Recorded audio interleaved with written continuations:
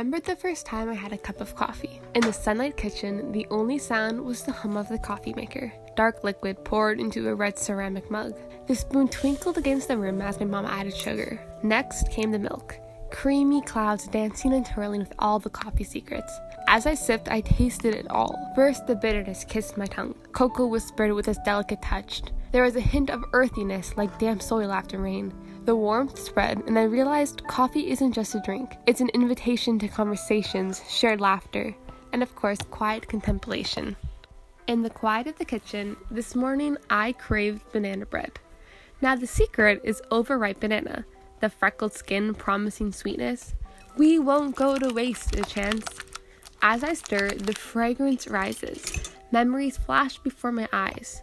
Suddenly, I'm a little girl again, with flour on my nose, little hands stirring the bowl.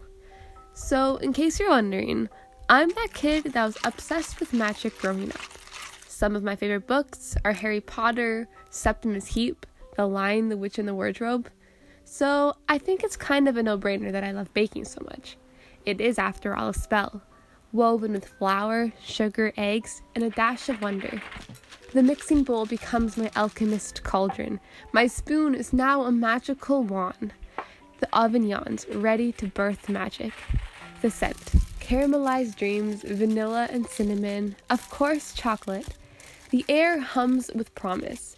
What once was raw will now become golden. Banana bread carries stories. Rainy afternoons, grandma's kitchen, a slice warm and yielding transports you back in time. This banana bread recipe is no exception.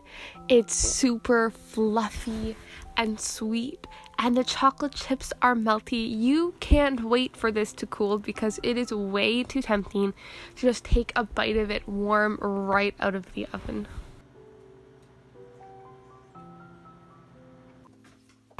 For lunch, I decided to make something classic: tuna pasta. I love making this dish because it's super versatile and comforting, and really quick and easy. Obviously, Rotini pasta is the way to go. The twists and ridges are perfect for holding on to all the yummy ingredients that we'll be adding. So, tuna, fresh or canned, is something that I've always loved. It's meaty, juicy, sweet, and salty. But alas, in my large family, I was pretty much the only one that liked it. So whenever my mom bought it, well, you can imagine it was a real treat. Now that I've moved out, I can have it whenever I want. And I have been enjoying it in many forms: tuna rice bowls, sandwiches, salads, and of course, pasta. Pretty much all of these ingredients that I'm adding have been literally sitting in my fridge just begging to be used. There's also pasta water still in the bottom of the pot, which is going to help make this really creamy, and it all comes together nicely.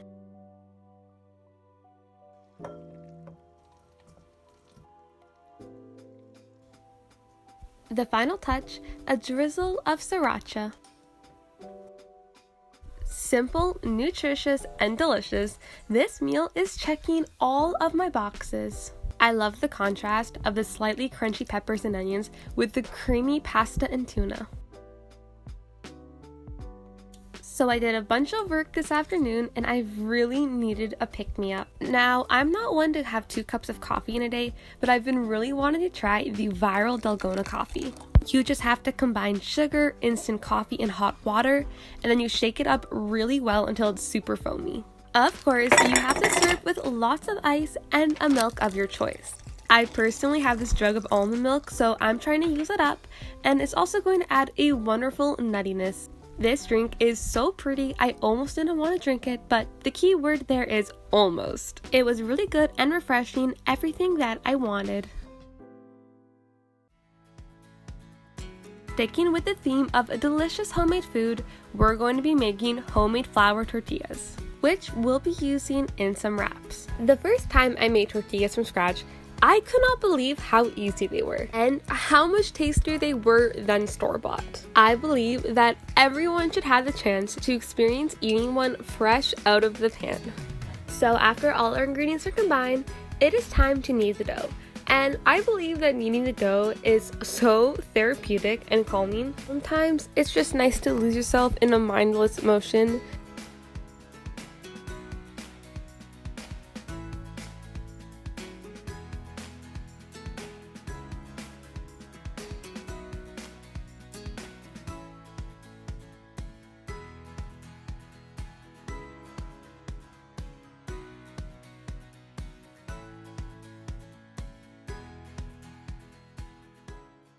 So the balls of dough have to rest for 15 minutes, so we'll just take this time and quickly prep some of the ingredients. We have some bright leafy lettuce that is being shredded, some sweet red peppers that are being thinly sliced, see red tomatoes that are being finely diced, and yes, we have the tofu.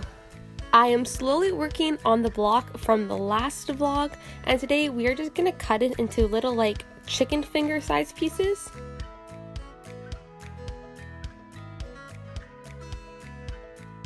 Cooking the tortillas only took a few minutes. I just rolled them out as thin as I could go, and then cooked them on medium heat for about 30 seconds on both sides.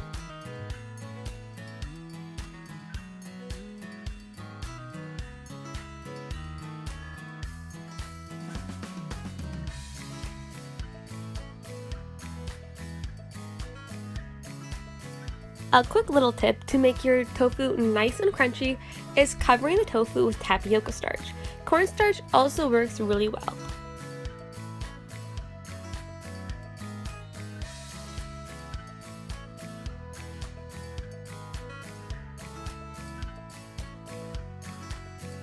These wraps were bright, fresh, super delicious. You can definitely taste the love that went into them.